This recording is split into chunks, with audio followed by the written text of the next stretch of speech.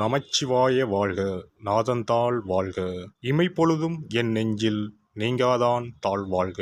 வாழ்க வளமுடன். அனைவருக்கும் இனிய வணக்கங்கள். கடன் இல்லாத மனிதனே இல்லை. பணக்காரனுக்கும் கூட அவன் தகுதிக்கு ஏற்ப கடன் நிச்சயமாக இருக்கும். கடனே இல்லாமல் நான் வாழ்ந்து காட்டுகிறேன் என்று நீங்கள் சவால் விட்டாலும் கிரகங்களும் விதியும் உங்களை எப்படியாவது கடன் வாங்க செய்துவிடும். அப்படி கடன் தொல்லையால் அவதிப்படுபவர்கள் ஏராளமாக இருக்கச் செய்கின்றார்கள். பல்வேறு பரிகாரங்களை செய்து கடன் தீர வேண்டிக் கொள்கின்றனர். என்ன செய்தாலும் அவர்களுடைய கடன் மட்டும் தீர்ந்தபாடில்லை என்று புலம்புபவர்களுக்கு மிக எளிதாக செய்யக்கூடிய பரிகாரங்களை இந்த பதிவின் மூலம் பார்க்கலாம். கடன் வாங்காத மனிதர்களே இருக்க முடியாது என்பதுதான் யதார்த்தம். மனிதர்கள் மட்டுமா, எல்லா நாடுகளும் கூட கடன் வாங்குகின்றன. ஆனானப்பட்ட திருப்பதி வெங்கடாஜலபதி சுவாமியே கடன் வாங்கித்தான் கல்யாணம் செய்து கொண்டார். எனவே கடன் வாங்குவது சகஜம். அதை கட்டுப்பாட்டுக்குள் வைத்து வாழ்க்கையை செவ்வனே நடத்த வேண்டும் என்பதே பெரியோர்களின் கட்டளை. பசியோடு கூட உறங்கலாம், கடனோடு உறங்காதே என்பது ஆன்மீகம் காட்டும் அறிவுரை. ஜோதிடத்தில் நமது முன்னோர்கள் மிக முக்கியமான விஷயங்களை சூட்சமான முறையில் சொல்லியிருக்கிறார்கள். ஒவ்வொரு ராசிக்கும் கடன்கள் அடைவதற்காக என்னென்ன செய்ய வேண்டும், எவையெல்லாம் செய்யக்கூடாது, எந்தெந்த கடவுளை வழிபடலாம் என்ற பரிகார முறைகளையும் சொல்லியிருக்கிறார்கள். ஒவ்வொரு ராசிக்கும் 2ஆம் வீடு தனஸ்தானம் என்று அழைக்கப்படுகிறது. இதன் மூலம் ஒருவரின் பொருளாதாரம் சம்பந்தமான விஷயங்களை தெரிந்து கொள்ள முடியும்.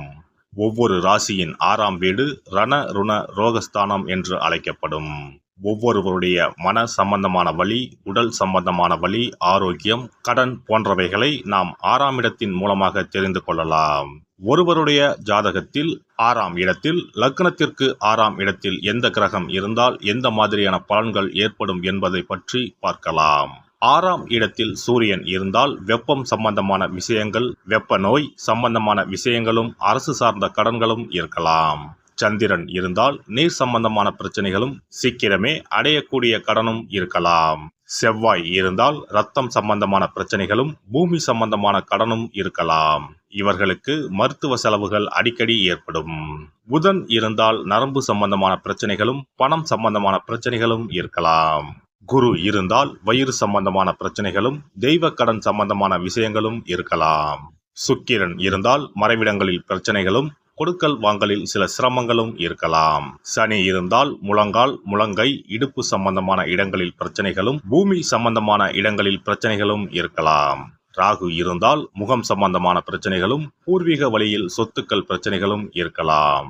கேது இருந்தால் ஞாபக மறதி சம்பந்தமான விஷயங்களில் சிறிது இரக்கங்களும், கையிருப்பு சம்பந்தமான பிரச்சனைகளும் ஏற்படும்.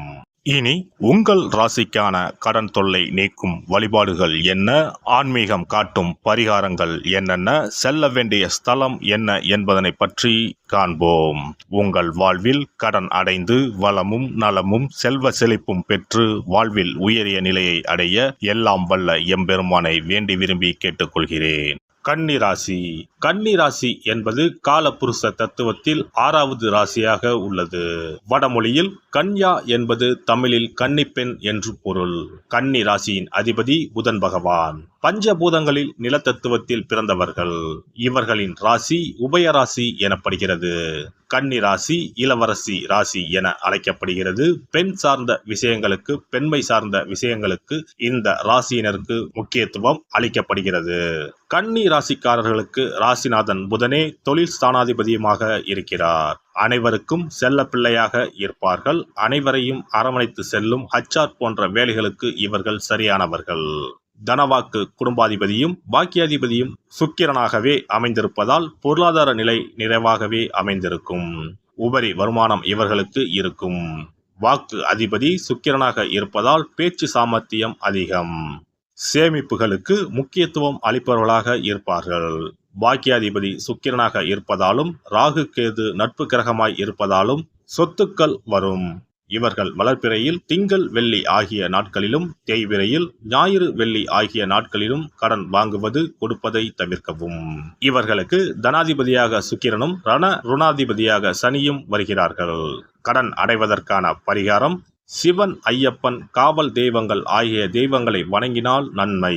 கிழக்கு வடக்கு நோக்கி கடனை அடைப்பது நன்மை தரும். ஞாயிறு புதன் வியாழன் ஆகிய கிழமைகளில் கடன் அடைப்பதை தொடங்கினால் சீக்கிரம் கடன் அடையும். கன்னி ராசிக்காரர்கள் பைரவர் வழிபாடு செய்து வருவதும் நவக்கிரகங்கள் வழிபாடு செய்து வருவதும் மிகுந்த மாற்றத்தை கொடுக்கும். இந்த வழிபாட்டுடன் புதன் குரு மற்றும் சுக்கிர ஹோரைகளில் கடன்களை அடைக்க தொடங்குவதன் மூலம் இவர்கள் வாழ்வில் மாற்றத்தை பார்க்கலாம். செல்ல வேண்டிய ஸ்தலம் அதியமான் கோட்டை கோவிலுக்கு சென்று கால பைரவரை தரிசித்து வாருங்கள். இத்தலம் தர்மபுரி பழைய கோட்டையிலிருந்து 7 கிலோமீட்டர் தொலைவில் அமைந்துள்ளது. சனிக்கிழமைகளில் உளுந்து வடை தானம் செய்யவும். நீங்கள் உண்ணக்கூடாது. மேலும் துளசிக்கு தினசரி நீர் வார்த்து ஒரு மண் அகலில் நல்லெண்ணெய் விளக்கேற்றி வைக்க ருண நிவாரணம் பெறலாம். சிறப்பு வழிபாடு. குலதெய்வ வழிபாடு குறைகளை தீர்க்கும். முந்தைய வினைகளின் காரணமாக உண்டான கடன் தொல்லைகளிலிருந்து மீள குலதெய்வ வழிபாடு உங்களுக்கு துணை செய்யும். 3 பௌர்ணமிகள் தொடர்ந்து குலதெய்வ வழிபாடு செய்து வந்தால் கடன் தொல்லை படிப்படியாக குறையும். ஆண்டுக்கு ஒரு முறையாவது கட்டாயம் குலதெய்வ கோவிலுக்கு சென்று வர வேண்டும். குலதெய்வ கோவில் தூரமாக இருப்பவர்கள் அல்லது குலதெய்வமே தெரியாதவர்கள் 5 முக விளக்கு வைத்து நெய்யிட்டு தீபமேற்றி முடிந்த அளவு படையலிட்டு வழிபட வேண்டும். இப்படி 9 பௌர்ணமிகள் வழிபட்டு வந்தால் கட்டாயம் கடன்கள் அடைபடும். அது மட்டுமின்றி வரவேண்டிய கடன் பாக்கி இருந்தாலும் வசூலாகும். சங்கடங்கள் தீர்க்கும் சக்கரத்தாழ்வார் வழிபாடு. சனி மற்றும் புதன் கிழமைகளில் பெருமாள் கோவிலுக்கு சென்று அங்குள்ள சக்கரத்தாழ்வாரை தரிசித்து மனமுருகி வேண்டுங்கள். பிறகு அவரை 12 முறை வலம் வந்து வழிபடுங்கள். துளசி மாலை சாற்றி வேண்டிக் கொள்ளுங்கள். நிச்சயம் கடனால் உண்டான சங்கடங்கள் நீங்கும். கோமாதா வழிபாடு குறைகளை தீர்க்கும். செல்வத்தின் அம்சமான கோமாதாவின் வழிபாடு உங்களை நிச்சயம் காக்கும். காலையில் விழித்ததும் பசுமாட்டை காண்பது தீர்வு கொடுக்கும். மேலும் ஒரு முறையாவது பசுவுக்கு கீரையும் பழமும் கொடுப்பது நல்லது. திருமகள் உரையும் பசுவின் பின்புறத்தை தொட்டு வணங்குவதும் செல்வம் சேர வழி தரும். குளிகை நேரத்தில் வாங்கிய கடனில் ஒரு பங்கை அடையுங்கள். நிச்சயம் முழு கடனும் தீரும். அதுபோல குளிகை நேரத்தில் கடனே வாங்காதீர்கள். அடகு வைத்த நகைகள் வீடு வந்ததும் நன்கு சுத்தம் செய்து மஞ்சள் நீரில் போட்டு பூஜை அறையில் ஒரு நாள் வைத்த பிறகே உபயோகப்படுத்துங்கள்.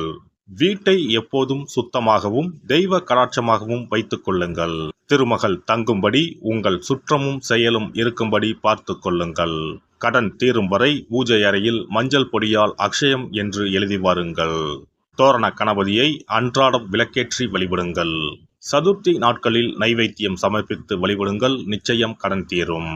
ருண விமோசன பைரவர் வழிபாடு கட்டாயமாக உங்களின் எல்லா கடன்களையும் தீர்க்க உதவும். அதுபோல பிரதோஷ வழிபாடு நிச்சயம் எத்தனை பெரிய கடன்களையும் படிப்படியாக தீர்க்க உதவும். அதுபோல பஞ்சமி தினத்தில் அம்பிகையை எண்ணி விளக்கேற்றி வழிபட்டால் கடன் பிரச்சனைகள் தீரும். வெண்கலம் அல்லது பித்தளை விளக்கு வாங்கி வசதியில்லாத சிவாலயத்துக்கு தானம் கொடுக்கலாம். செவ்வாய் பகவானின் திருவருள் இருந்தால் கடன் இல்லாத வாழ்க்கை அமையும். விரய செலவுகள் குறையும். எனவே செவ்வாய் தோறும் செவ்வாயின் அதிபதியான முருகப்பெருமானை வணங்கி வேண்டலாம். சஷ்டி கவசம் பாடி சஷ்டி விரதம் இருப்பதும் கடன் சுமைகளை அறவே ஒழித்துவிடும். எல்லாம் வல்ல இறையருளால் நீங்களும் உங்கள் அன்பு குடும்பமும் உடல் நலம், நீலாயுள், நிறை செல்வம், உயர் புகழ், மெய்ஞானம் ஓங்கி வாழ்க வளமுடன். இந்த வீடியோ பதிவு உங்களுக்கு பிடித்திருந்தால் லைக் பண்ணுங்க, கமெண்ட் பண்ணுங்க, ஷேர் பண்ணுங்க, மறக்காம சப்ஸ்கிரைப் பண்ணுங்க, பக்கத்துல இருக்கிற பெல் பட்டனை கிளிக் பண்ணுங்க. நன்றி, வணக்கம். ஓம் நமச்சிவாய. சிவாய நம.